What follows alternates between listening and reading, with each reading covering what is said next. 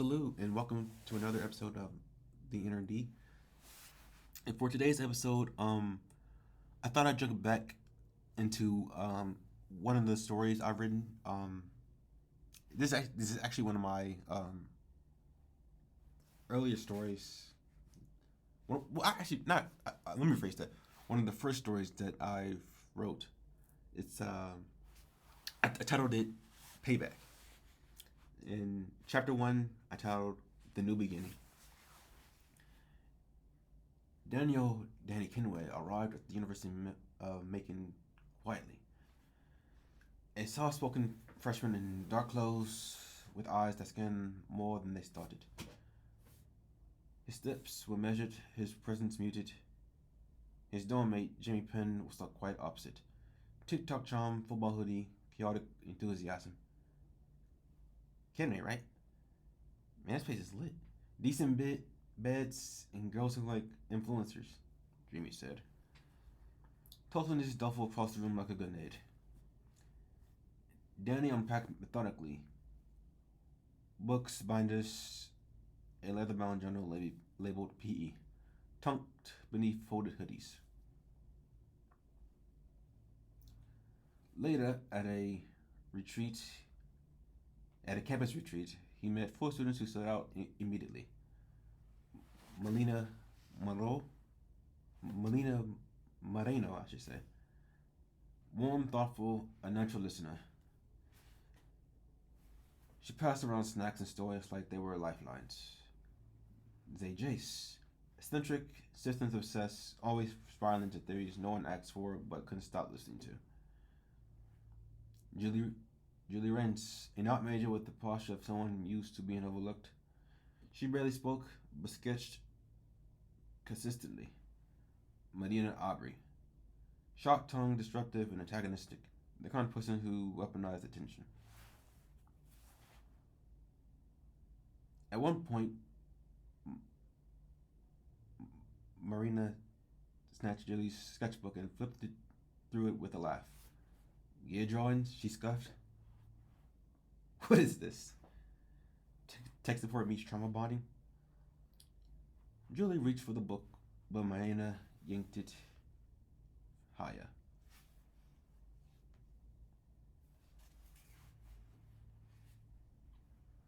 Why are you even here if you don't talk? Marina barked. This is supposed to be some type of introvert summer camp? Melina intervened without hesitation. She was invited like the rest of us. Marina rolled her eyes. I'm just saying, not everyone's meant to survive college. Some of us swim, some of us sink. Some of us sink, I should say. She left early that day. Julie didn't say a word. She didn't stop sketching either. Chapter 2. Control Group. Campus moved fast. Danny kept pace. He joined the student IT help desk casually at first, just receiving passwords and helping with printer errors. But after the ransomware breach from the previous spring, Macon systems were still a disaster. The back end was ancient, some of it predating 2010. Most students avoided it, but Danny volunteered extra hours to stay late. Jamie left every Tuesday for study group and came back smelling like weed and regret. Melina always left 15 minutes early for everything. Julie took the long route to the art building, even in the rain. Zay double-checked door locks, even when they were clearly latched. Micah, a student in one of Danny's classes, carried 2 phones, one for class, one for chaos. Micah noticed Danny too. You like watching people work, huh? He said once during a group project. I like understanding them, Danny replied. Chapter 3. The First Test. By mid-October, a student named Ezra Lacosta was gone. Not dramatically, just absent. He lived on the third floor of Cross Place. Missed 2 classes, then 4, then 5. His professors reported him. Campus police checked his room. His parents were called. They said he needed some. He said he needed some space. That Macon wasn't the right fit. The university updated the records.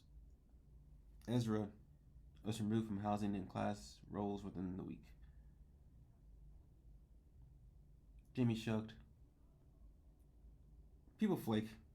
Guess college isn't for everybody. Melina didn't buy it. It's just strange, she said one night to Danny as they walked from the dining hall. No note, no message, not even a see you later. You probably didn't want a scene, you know, Danny offered. Sometimes leaving quietly is the easier option. Melina frowned.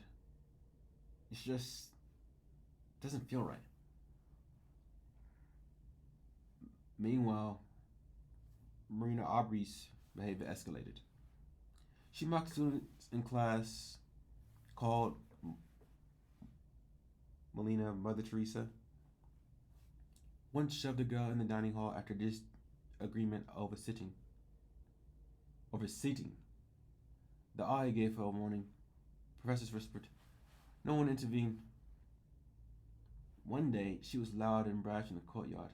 The next, gone. Chapter 4, Variable M.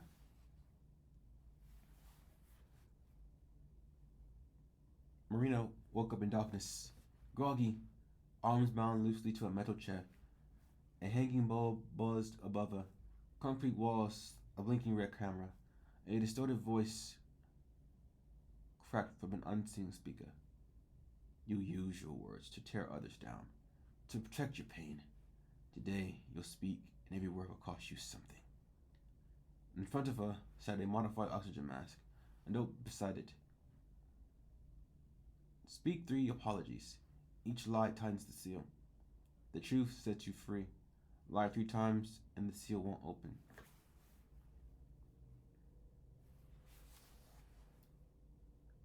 She cussed, yanked at their restraints. Nothing gave. What kind of sick game is this? The mask hissed, tightened slightly.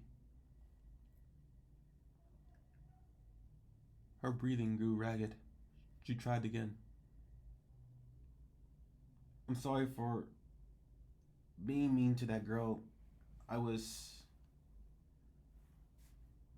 Hiss tightened again. Panic. I didn't mean it. I swear. I was scared of failing. I didn't want to look soft. Click.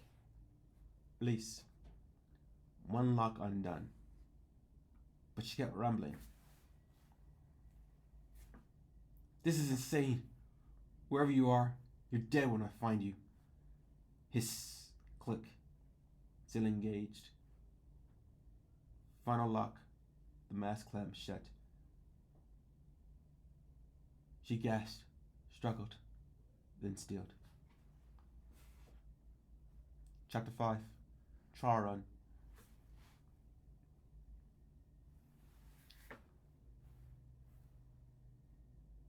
Fall break arrived with quiet halls and empty cafeterias. Jamie went home, so did most of the students. Julie stayed for studio hours. Micah worked on an ethics paper. Melina volunteered with a non-profit downtown. Jenny stayed too. Said he needed the quiet. He wandered to the parts of campus no one cared about anymore. The bottom floor of Langley Hall sealed after a renovation that never finished.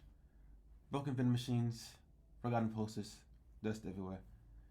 He found a rusted projector cart in a wall with graffiti layered deep. A minute. A symbol. A gear. Spray painted in crimson red. That night, Melina called. She sounded tired, but warm.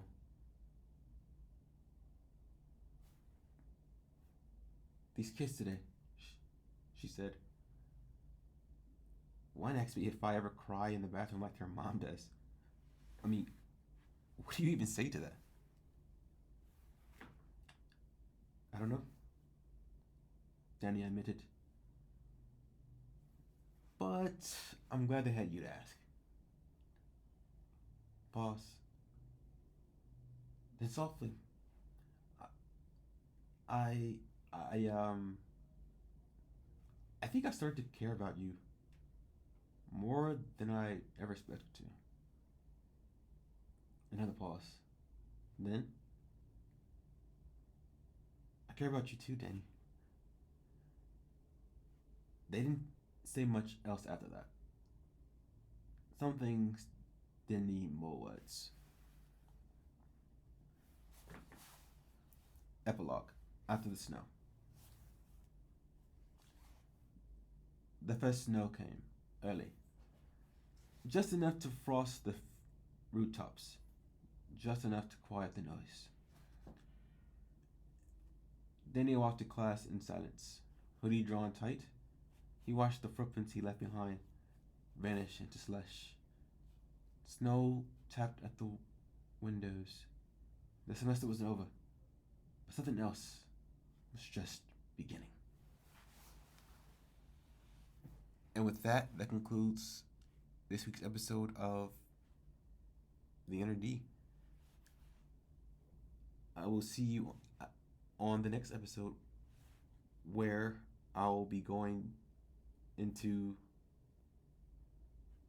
a previous, miniseries that I started before but not finished. But so I'll be finishing. I'll be finishing it in the next episode. So thank you all for listening, and I will see you on the next one.